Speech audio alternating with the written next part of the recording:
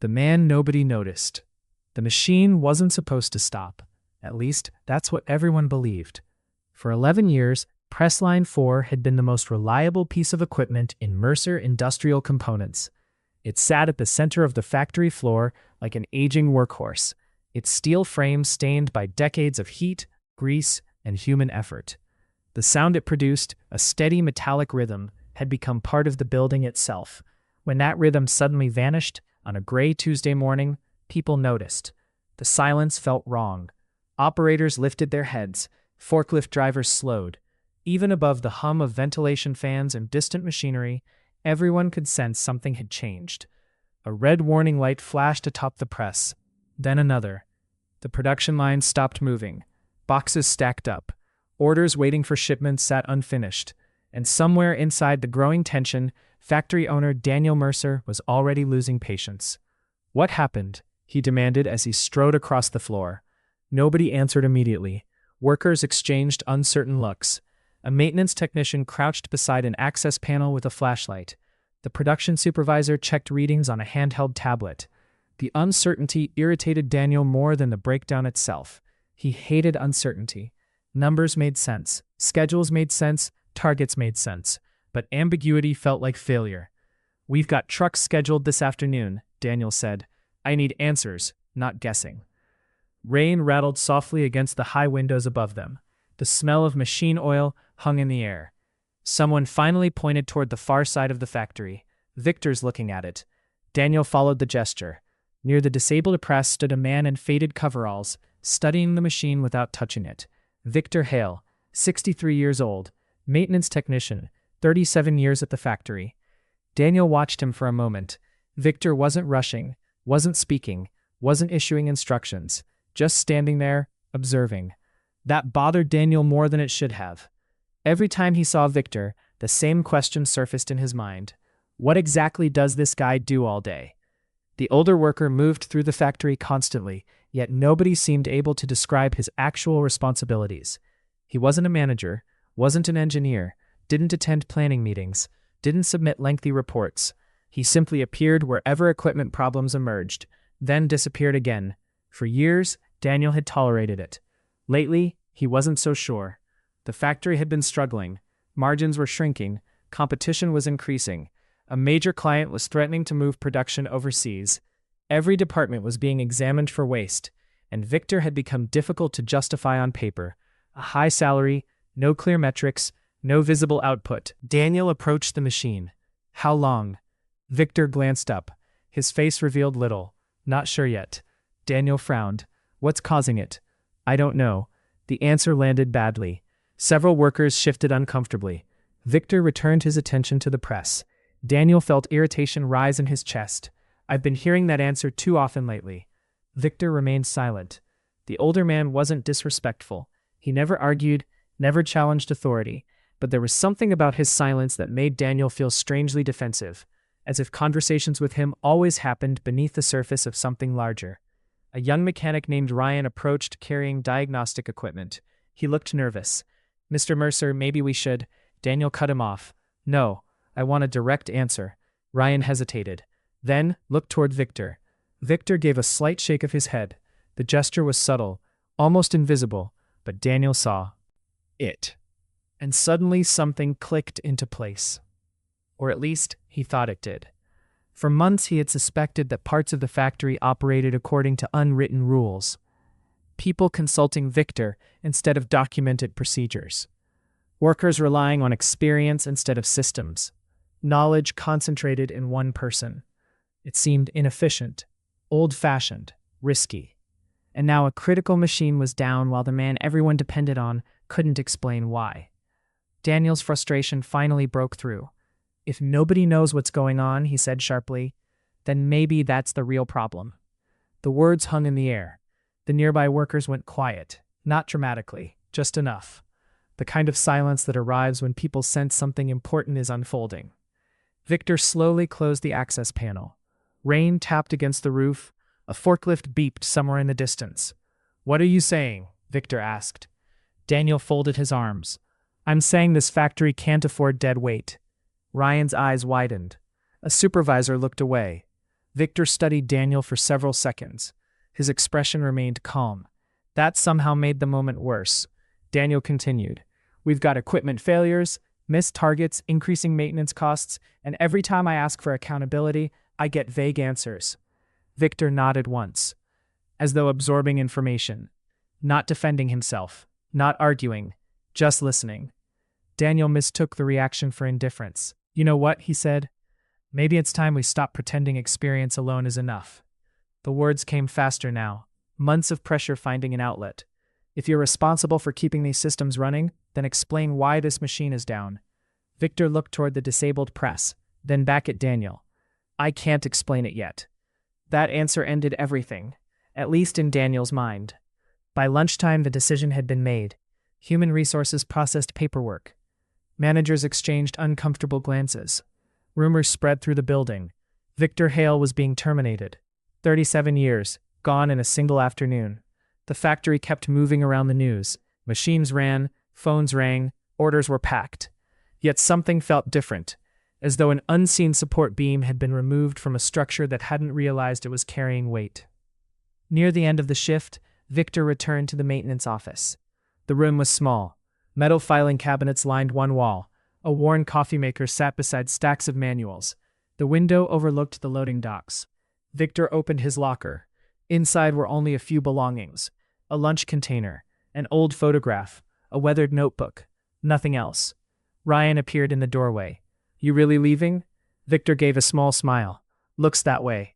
"This isn't right." Victor shrugged. "Factories change." Ryan struggled to find words. The older man had trained him, taught him things no manual contained. Yet now neither of them knew what to say. Finally, Ryan noticed the row of locked filing cabinets. "I always meant to ask." Victor looked up. "Ask what?" "What's in those?" For the first time all day, something shifted behind Victor's eyes. Not fear, not pride. Something closer to concern. Before he could answer, another voice came from the hallway. An older production supervisor named Frank. He glanced toward the cabinets, then toward Ryan. "Most of the factory, if we're being honest." Ryan laughed uncertainly. Frank didn't. Outside, rain continued falling across the parking lot. Victor picked up his notebook, closed the locker door, and walked out of Mercer Industrial Components for the last time. Behind him, neither Ryan nor Frank noticed the warning light on press line 4 begin flashing again. This time, the machine wasn't the only thing about to break. The things he never wrote down. The first problem appeared before sunrise. It was small enough to ignore. A conveyor feeding raw steel sheets into press line 2 stopped for 7 minutes before restarting on its own. The night supervisor logged the incident, noted it as an electrical fluctuation, and moved on. Factories experienced minor interruptions every day. Nobody thought much of it. By mid-morning, another issue surfaced, then another, then another. Individually, each problem seemed harmless. Together, they felt different, like distant cracks spreading beneath a frozen lake. Inside his office overlooking the production floor, Daniel Mercer stared at a growing list of maintenance reports. Temperature variance in Furnace B, calibration drift in Packaging Line 3, unexpected vibration readings from a milling machine. Nothing catastrophic, nothing urgent. Yet somehow the entire factory felt slightly out of sync. The rhythm was gone, not completely, just enough for people to notice. A machine that usually completed a cycle in 31 seconds now needed 36. A conveyor that normally ran smoothly hesitated at random intervals. Small delays accumulated. Production targets slipped. Supervisors grew tense. Nobody could identify a single cause. That uncertainty bothered Daniel more than the actual numbers. He walked the floor several times that afternoon. Workers seemed distracted. Conversations stopped when he approached. Not because they feared him, because they were busy solving problems. Problems that seemed to appear faster than anyone could explain. At 3 o'clock, Ryan knocked on Daniel's office door. The young mechanic looked exhausted. Dark circles had formed beneath his eyes. "You got a minute?" Daniel nodded. Ryan stepped inside carrying a stack of maintenance records. "What's this?" "History." Daniel glanced down. The documents stretched back nearly 10 years. Repair logs, equipment reports, modification requests, emergency maintenance records. Thousands of pages. "I'm not sure what I'm looking at." Ryan sat across from him. "Neither am I." That answer wasn't encouraging. Ryan opened one file. See this conveyor issue? Daniel nodded. According to these records, it should have been replaced 6 years ago. Daniel frowned. Then why wasn't it? Ryan flipped through pages. I can't find approval. Meaning? Ryan hesitated. Meaning somebody found another solution. The young mechanic opened a second folder, then a third. A pattern began emerging. Equipment scheduled for replacement had remained operational for years beyond expected lifespan. Machines expected to fail had somehow survived. Components considered obsolete were still functioning. Daniel leaned back. You're telling me our maintenance department was cutting corners? Ryan shook his head immediately. No. The answer came too quickly, too confidently. What are you telling me? Ryan looked through the office window toward the factory floor below. Workers moved between machines. Forklifts crossed painted pathways. Production continued, but barely. I think Victor was keeping things together in ways nobody understood. The statement irritated Daniel, mostly because he didn't want it to be true. One employee couldn't be responsible for an entire operation. That wasn't how businesses worked. Systems mattered. Processes mattered. Organizations weren't supposed to depend on individuals. Yet the evidence sitting on his desk suggested otherwise. Later that evening, Daniel stayed after most employees had left. Rain had given way to snow. White flakes drifted beneath security lights outside the building. The factory felt different at night. Larger, older. The sounds changed. Without full production running, every metallic echo carried farther. Every distant motor seemed louder. Daniel found himself wandering into the maintenance office, Victor's former workspace. For years he had passed this room without entering. Now, curiosity pulled him inside. The office was surprisingly ordinary. A desk, shelves, manuals, tools. Nothing extraordinary. Nothing suggesting hidden genius. Just the accumulated clutter of decades. Daniel opened drawers, reviewed paperwork, searched through filing cabinets. The first cabinet contained equipment diagrams. The second contained maintenance schedules. The third stopped him cold. Inside were hundreds of handwritten notes, not official reports, not corporate documents, observations, corrections, warnings, workarounds. Each page described problems most people never noticed. Valve temperatures, bearing behavior, pressure fluctuations, seasonal effects caused by humidity, tiny details, tiny adjustments, tiny interventions. Page after page, year after year. Daniel slowly realized what he was reading. Victor hadn't been repairing machines. He had been translating them, learning their habits, tracking their weaknesses, remembering their quirks, treating the entire factory like a living system. And almost none of it existed in official documentation. The office suddenly felt colder. Hours passed. Near midnight, Frank entered carrying 2 paper cups of coffee. You look like you've seen a ghost. Daniel accepted the coffee. I had no idea. Frank nodded. Most people didn't. Daniel held up a notebook. Why wasn't any of this documented properly? Frank laughed quietly, not mockingly, more sadly than anything. We tried. What does that mean? Frank leaned against the filing cabinet. Victor wrote reports for years. Daniel looked confused. Then where are they? Management kept asking him to shorten them. The words landed heavily. Frank continued. Then simplify them. Another pause. Then stop submitting so many. Daniel said nothing. The older supervisor stared toward the dark factory floor. You know what finally happened? No. Victor stopped writing reports. Outside wind rattled against the windows. Frank took a sip of coffee. He figured nobody wanted explanations. They wanted results. Daniel felt a growing discomfort settle in his chest. For years he had considered Victor old-fashioned, difficult to measure, hard to evaluate. Now he wondered whether the problem had been something else entirely. Maybe the company had stopped listening. The next morning brought worse news. A major production line shut down for nearly 2 hours, not because of equipment failure, because nobody knew the correct startup sequence after a maintenance reset. The procedure existed, technically, but the written version no longer matched years of modifications. Victor had known the difference. Everyone assumed someone else did too. Nobody did. By afternoon, shipment delays began affecting customer orders. Calls flooded management offices. Costs increased. Schedules collapsed. The crisis was no longer theoretical. It was real. Daniel stood alone, overlooking the factory floor. Machines still operated. Workers still worked, yet the building seemed strangely vulnerable, like an aging ship whose captain had quietly left during the night. For the first time since firing Victor, Daniel felt something stronger than frustration. Regret. Not because production was suffering, not because money was being lost, because he was beginning to understand what had actually happened. Victor hadn't made himself indispensable. The company had allowed itself to depend on knowledge it never bothered to understand. The distinction mattered, and it changed everything. As darkness settled outside, Ryan hurried into the office carrying something in his hands. A notebook. Victor's notebook. The same weathered notebook he carried everywhere. The cover was worn smooth from decades of use. Ryan placed it carefully on Daniel's desk. "We found this behind one of the filing cabinets." Daniel stared at it. Neither man spoke for several seconds. Slowly, Daniel opened the first page. What he expected were maintenance notes, technical diagrams. Instead, he found something far more alarming. The notebook contained a hand-drawn map of the entire factory. Machines, systems, utilities, dependencies, weak points. Every hidden vulnerability capable of stopping production.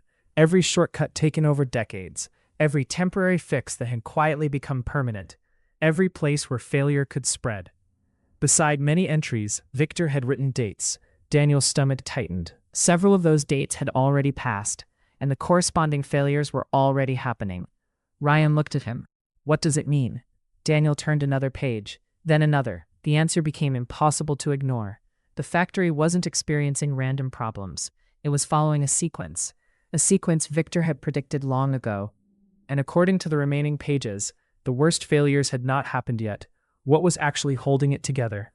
Daniel Mercer didn't sleep that night. The notebook remained open on his desk until dawn. Coffee grew cold beside it. The overhead office lights stayed on long after the rest of the factory disappeared into darkness. Page after page, he followed Victor Hale's handwriting. There were no dramatic warnings, no angry complaints, no attempts to prove his importance. The notes were practical, careful, matter-of-fact. That somehow made them harder to read. Victor had spent years documenting weaknesses nobody else seemed interested in understanding. A cooling system operating beyond its intended lifespan. A custom-machined replacement part unavailable from suppliers. Electrical panels modified decades ago to accommodate equipment expansions. Tiny vulnerabilities layered on top of one another. Individually manageable, collectively dangerous. The notebook wasn't a maintenance record. It was a survival guide. And the person who knew how to use it was gone. By 6 o'clock that morning, the first major failure arrived. A production line stopped completely after a drive system overheated. The shutdown rippled through 3 departments. An hour later, another machine failed inspection because of a calibration problem. Then a shipment deadline was missed. Then another. Phone calls began arriving from customers. The tone of those conversations changed quickly. Questions became concerns. Concerns became warnings. Warnings became ultimatums. By lunchtime, Daniel was no longer managing a difficult week. He was fighting for the future of the company. Yet the most painful realization had little to do with machinery. The notebook revealed something else, something harder to quantify. Every few pages, Victor had written names, not equipment, people, employees, apprentices, supervisors, operators. Beside each name were observations. Excellent with diagnostics but lacks confidence. Needs training on hydraulic systems. Going through family difficulties. Check-in. Could lead maintenance one day if given support. Daniel stared at the pages. The factory owner knew production numbers, profit margins, labor costs. Victor knew people. The difference unsettled him. Late that afternoon, Daniel gathered department supervisors in the conference room. Nobody looked optimistic. Exhaustion hung over the meeting. Some had worked nearly 20 hours straight. Others were struggling to contain frustration from employees who felt overwhelmed. The company wasn't collapsing, not yet, but everyone could sense how close they had come. Daniel placed Victor's notebook on the table. For a moment, nobody spoke. Then, Frank broke the silence. "Now you understand." It wasn't said with satisfaction, only sadness. Daniel nodded slowly.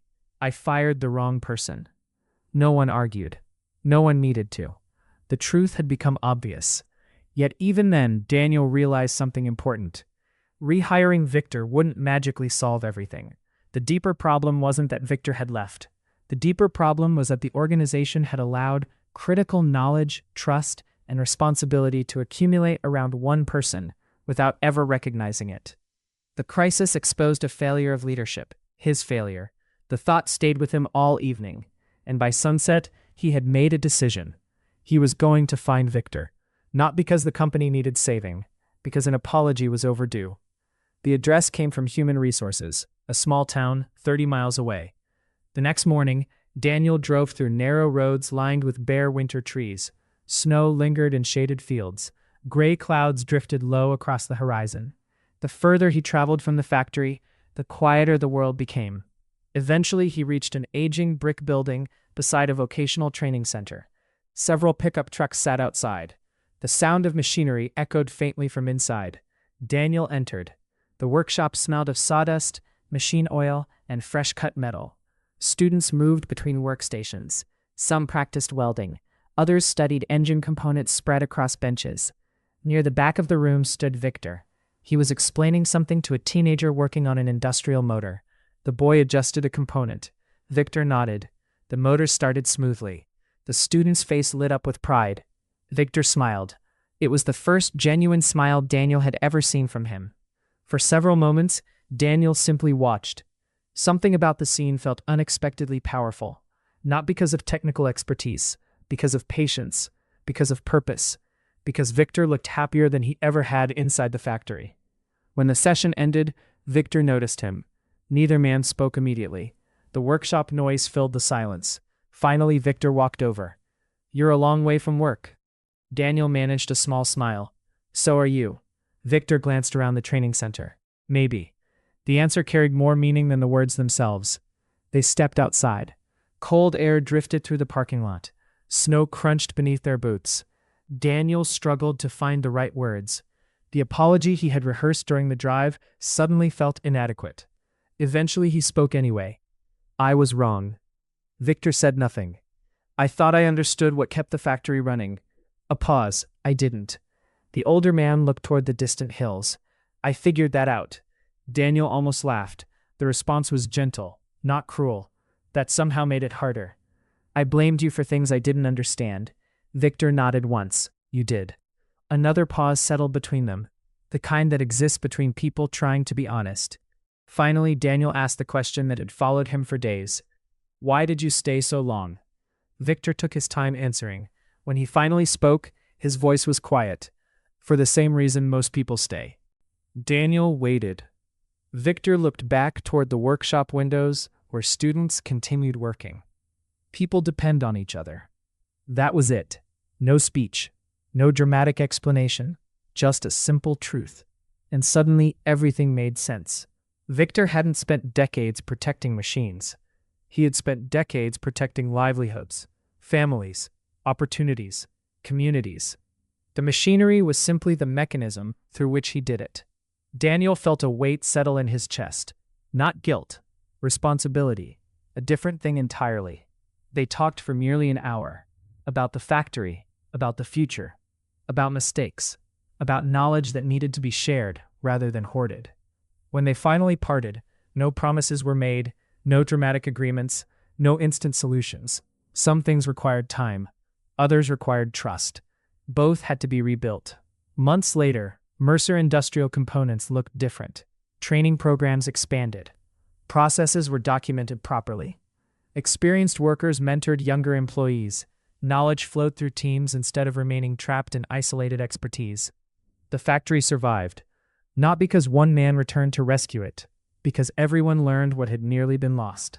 On a warm spring morning, employees gathered in a renovated training room near the center of the facility. A new plaque hung beside the entrance. Simple, modest, exactly the sort of thing Victor would never have requested. Daniel stood near the back, while workers filed inside. Some smiled. Others quietly touched the plaque as they passed. The room carried a single name, Victor Hale Training Center. Not because he had saved the company, but because he had taught everyone what had actually been keeping it alive. Later that day, a young apprentice sat at a workbench, studying a machine diagram. The student encountered a problem, thought carefully, then opened a notebook, a blank notebook. He wrote down the solution. Across the room, Victor watched silently. Sunlight streamed through high factory windows. Machines hummed steadily beyond the walls. For the first time in decades, the knowledge wasn't disappearing with one man, it was being passed forward. And that, more than any machine or contract, was what would keep the factory alive. Daniel waited. Victor looked back toward the workshop windows where students continued working. People depend on each other. That was it. No speech, no dramatic explanation, just a simple truth. And suddenly everything made sense. Victor hadn't spent decades protecting machines. He had spent decades protecting livelihoods, families, opportunities, communities. The machinery was simply the mechanism through which he did it. Daniel felt a weight settle in his chest. Not guilt, responsibility, a different thing entirely. They talked for nearly an hour. About the factory, about the future, about mistakes, about knowledge that needed to be shared rather than hoarded. When they finally parted, no promises were made, no dramatic agreements, no instant solutions. Some things required time, others required trust. Both had to be rebuilt. Months later, Mercer Industrial Components looked different. Training programs expanded. Processes were documented properly. Experienced workers mentored younger employees. Knowledge flowed through teams instead of remaining trapped in isolated expertise. The factory survived, not because one man returned to rescue it, because everyone learned what had nearly been lost. On a warm spring morning, employees gathered in a renovated training room near the center of the facility. A new plaque hung beside the entrance. Simple, modest, exactly the sort of thing Victor would never have requested. Daniel stood near the back, while workers filed inside. Some smiled. Others quietly touched the plaque as they passed. The room carried a single name, Victor Hale Training Center. Not because he had saved the company, but because he had taught everyone what had actually been keeping it alive. Later that day, a young apprentice sat at a workbench, studying a machine diagram. The student encountered a problem, thought carefully, then opened a notebook, a blank notebook. He wrote down the solution. Across the room, Victor watched silently. Sunlight streamed through high factory windows. Machines hummed steadily beyond the walls. For the first time in decades, the knowledge wasn't disappearing with one man, it was being passed forward. And that, more than any machine or contract, was what would keep the factory alive. The things that remained. 3 years later, most visitors would never have guessed how close Mercer Industrial Components had come to disappearing. The factory looked healthier now. Not newer, not shinier, just healthier. The same brick buildings stood beneath the changing seasons. The same loading docks welcomed trucks before sunrise. The same machines filled the air with familiar rhythms. Yet something fundamental had changed. The atmosphere felt different. The tension that once lived in every hallway had faded. People spoke more openly. Questions were encouraged. Problems were discussed before they became emergencies. Knowledge moved through the building instead of hiding inside it. And on most mornings, Daniel Mercer arrived earlier than anyone else. Old habits remained, but they had evolved. Instead of beginning his day with spreadsheets and production reports, he started on the factory floor, walking, listening, observing. Not because someone had instructed him to, because experience had finally taught him what numbers couldn't. One cold autumn morning, he paused beside a group of apprentices gathered around a dismantled hydraulic assembly. Their instructor was explaining a common failure point. A young trainee raised his hand. What happens if the replacement part isn't available? The instructor smiled. Instead of answering immediately, he turned the question back. What would you do? Several possibilities followed, some practical, some completely wrong. The discussion continued. Daniel watched quietly from a distance. Years ago, nobody would have wasted production time on conversations like that. Back then, the priority was speed, efficiency, output. The answer would simply have been provided. Now the goal was different. People weren't just learning solutions, they were learning how to think. Daniel smiled and continued walking. Near the maintenance department, he noticed Ryan. No longer the nervous young mechanic who had once carried stacks of paperwork into management offices. He now supervised an entire technical team. The transformation still surprised Daniel. Confidence had changed him. Responsibility had sharpened him. Experience had grounded him. Ryan spotted Daniel approaching. "Morning. Morning." Ryan held up a tablet. "Good news." Daniel laughed. "Those are my favorite words. The compressor issue from yesterday? What about it?" "We found it." "And?" Ryan grinned. "Documented exactly where it should be." Daniel nodded. A small moment. An ordinary moment. Yet it represented years of work. Years of changing habits. Years of building systems designed to survive individual departures. The factory no longer depended on heroes. That was the point. As Daniel continued his rounds, he passed the training center. The plaque remained mounted beside the entrance. Simple bronze lettering, nothing flashy, nothing exaggerated. Employees barely noticed it anymore. It had become part of the building, part of daily life, part of the culture, which somehow felt appropriate. Victor himself would have preferred it that way. The older man still visited occasionally, not as an employee, not as a consultant, just as Victor. Sometimes he taught classes, sometimes he spoke with apprentices, sometimes he simply drank coffee with former coworkers and talked about fishing, weather, or local football games. The factory no longer needed him to function. That fact pleased him more than anyone realized. Late that afternoon, a delivery truck arrived carrying equipment for a new expansion project. Construction crews moved materials across the property. Engineers reviewed layouts. Managers discussed timelines. Growth had returned. Carefully, gradually, earned rather than assumed. Daniel stood near the edge of the site studying the activity. The project represented years of recovery, new contracts, new opportunities, new risks. A voice beside him interrupted his thoughts. Daniel turned. Victor, hands in his jacket pockets, gray hair thinner than before. The same calm expression, the same observant eyes. Daniel laughed. "You ever notice you always show up when I'm overthinking something?" Victor considered this. Probably. They watched the construction site together. Workers moved steel beams into position. A crane rotated slowly against the afternoon sky. For several minutes, neither man spoke. The silence felt comfortable. The kind shared by people who no longer needed to prove anything. Eventually, Daniel nodded toward the expansion project. "Big investment." Victor looked unimpressed. "It's a building." Daniel smiled. "It costs a lot more than a building." Victor shrugged. "Still just a building." The answer reminded Daniel of something. Years earlier, he would have dismissed it. Now he understood. Buildings mattered. Machines mattered. Contracts mattered. But they weren't the foundation. People were. The lesson seemed obvious in hindsight. The hardest lessons usually did. As the afternoon light softened across the property, several apprentices emerged from the training center carrying notebooks. One of them approached Victor. "Mr. Hale?" Victor looked up. The student held out a notebook. "Can I ask you something?" Victor accepted it. The apprentice pointed toward a hand-drawn diagram. A technical question followed, then another, then another. Within moments, 2 more students joined the conversation, then a fourth. Daniel stepped back and watched. Nobody had summoned them. Nobody had organized the gathering. People simply gravitated toward knowledge, toward experience, toward someone willing to share both. The scene stirred an unexpected memory. Years ago, Daniel had stood on the factory floor watching Victor beside a broken machine. At the time, he had seen an aging technician doing very little, standing quietly, observing, thinking.